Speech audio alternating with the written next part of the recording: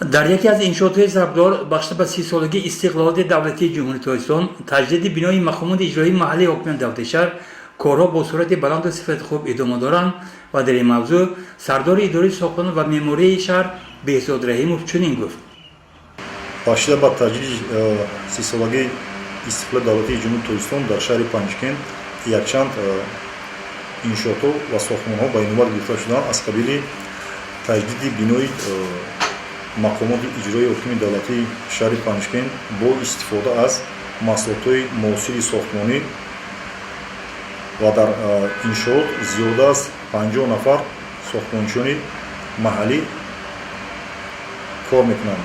انشاءات ناموده را جمعیت دارای مسئولیت محدود سوسه به نوبت گرفته شده است.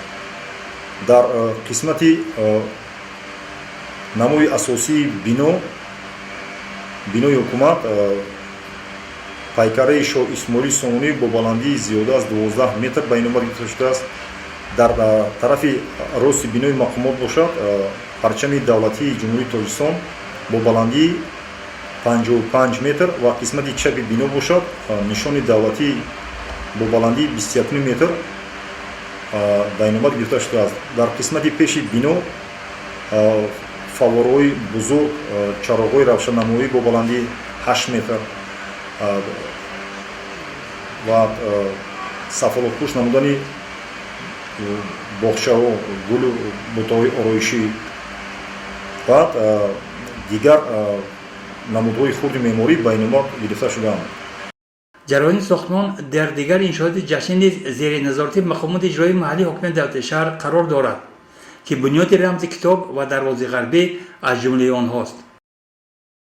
اینچنین در خیابان رودکی شهر پنجکن در حلقه دوره‌شکل نزد مجسمه گوشتیش رمز کتاب به نوبت گرفته شده که بلندی آن 14 متر تشکیل می‌دهد. در خودی رمز کتاب باشد در قسمت پایانی فواره گل گلزار نمودن گرد اطراف فواره 5 کتاب در قسمت بالایی باشد 3 کتاب مقدس و در قسمت غربی شهر باشد در درماندگوی جماعت شهرک سرازم دروازه غربی به نوبت گرفته شده که بلندی آن باشد 17 متر تشکیل می‌دهد. در دروازه اینچنین قبول پذیری مهمانان خودی پرچم با بلندی 50 متر برای قبول پذیری مهمانان باشد دیوارنگارهای معاصر به نوبت گرفته شدند.